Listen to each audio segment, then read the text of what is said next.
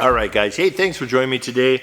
So let's talk about fertility in the cover crops. And this video is going to be a little different than what you're thinking because I don't have a recipe for you yet. We got just a lot to talk about. But before we do, I screwed up the other night. I shut my filter off at the end of the day a little too early. I was in my chair. The wife is on the couch. She's looking at swimsuits. And she's like, look at how cute this one is. Oh my gosh, look how cute this one is. What do you think of this one? Yes. And so she's showing me on the computer, and I'm like, yeah. Okay. And without even thinking, she says, well, what should I get, a one-piece or a two-piece?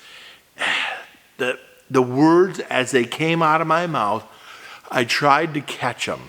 I couldn't put them back. And I said, well, you better get two pieces because one piece ain't holding all that. That's how that fight started. I'm kidding. It is a joke. It is a joke. I would never talk to my wife like that in person.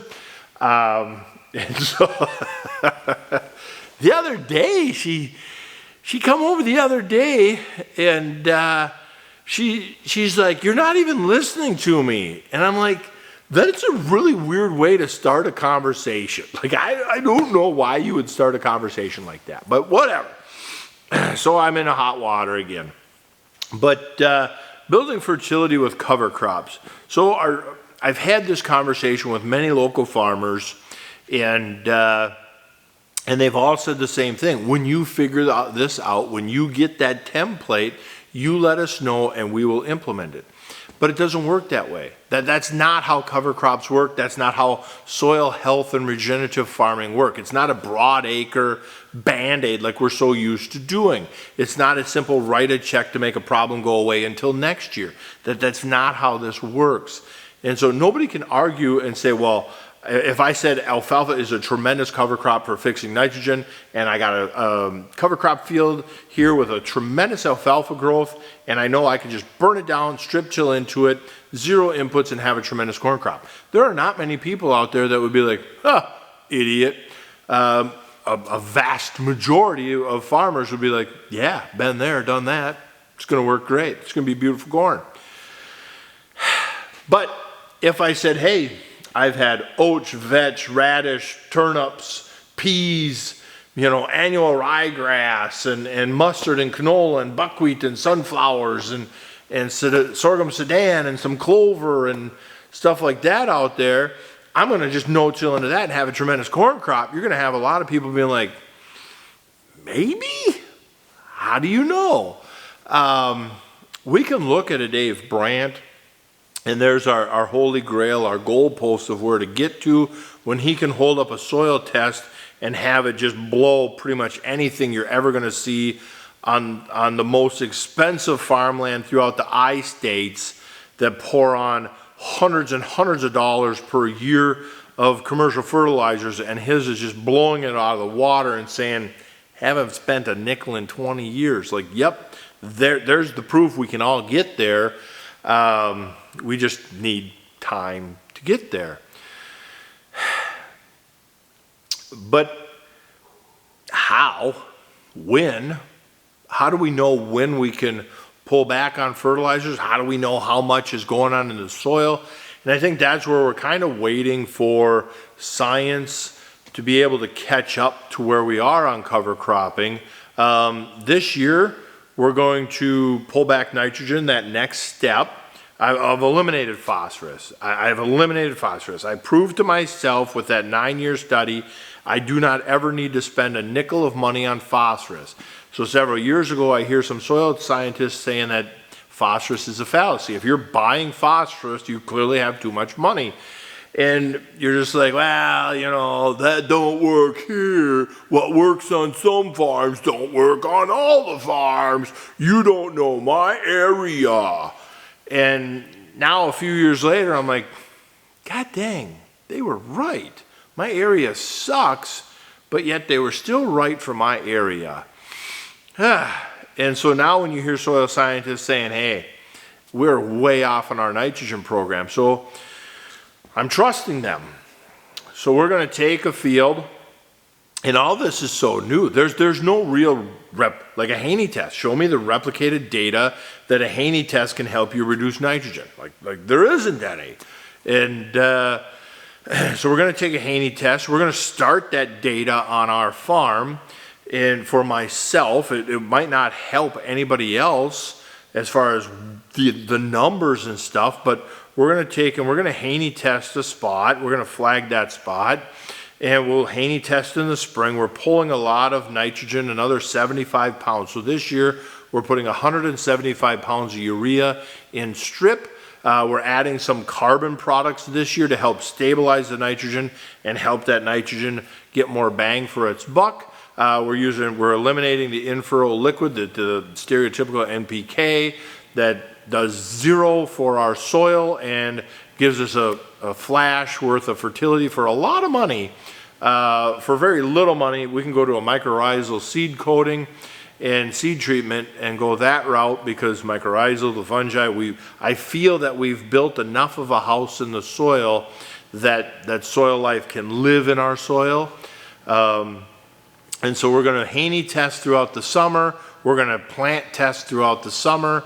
And then come later season, if we need to, we can always top dress with some nitrogen and go from there. Point of influence is also something that we're really going to monitor this year, both in corn, beans, and wheat. And all 3 crops are going to be managed that way. And to see, is it possible that with the scientists behind us helping guide us through this, can we pull back? So instead of 1.1, 1.2, it wasn't too many years ago, 10 years ago, you put 300-400 pounds of urea out there to grow 120, 130 bushel corn. And the last couple of years, we've been putting 250 pounds of urea out there for 170, 180 bushel corn. And so we've already, taken 30 some odd % out of our nitrogen program. And so can we go even further? And I'm really optimistic because most corn acres and the wheat acres this spring will have some level of a legume in front of it. Last year, almost every field had a pretty good green. From the worst field had green fuzz. The best field had months of green manure. And now this spring, hopefully some of it lived over winter.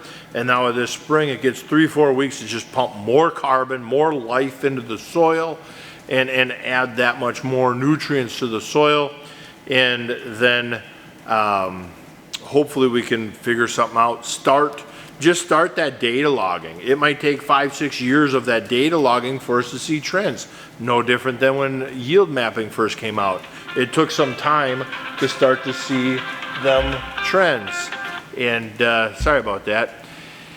And so the other part about fertility is the soil scientists are saying it's not all about just NPK numbers. It's the Microlife. The Microlife is providing and doing all this work with our plants. And so we're treading into an area that I have no clue what we're getting into. All I do know is any of us that are legitimately trying cover crops and keep learning each year and keep getting better each year, we're on to something.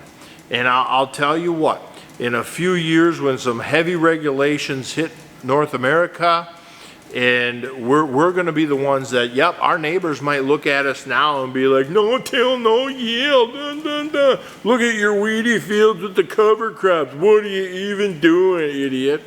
In a couple years, when them typical whine and cry soybean farmers run down to the co-op, used to writing out the front of checks and be like, we're good stewards of the land, with all that malarkey. And the co-op says, oh yeah, well here's your money back because you can only get this much product to farm them acres now. And they're going to stomp their feet and throw a hissy fit and go on social media and they're going to say stupid stuff, can't feed the world with organics. I've heard that so many times. That'll be a different video. But yeah, they're going to just throw an absolute hissy fit.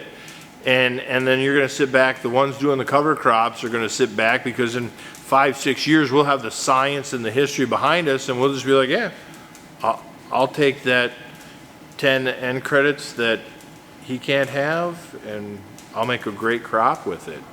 But yeah, so there is no template, there is no cure, there's no simple way to do it, but it's easy to do. I hope this video really made no sense, but it made a lot of nonsense. It didn't, this was weird. Most videos that we do, we can solve problems, we can answer questions, but on this one, all we have is more questions. And so you guys tell me what you're seeing with your cover crops and soil health practices, of what you've done to reduce tillage and or what you've done to reduce fertilizer costs, and is it working? And we'll go from there on the next one. Thanks, guys.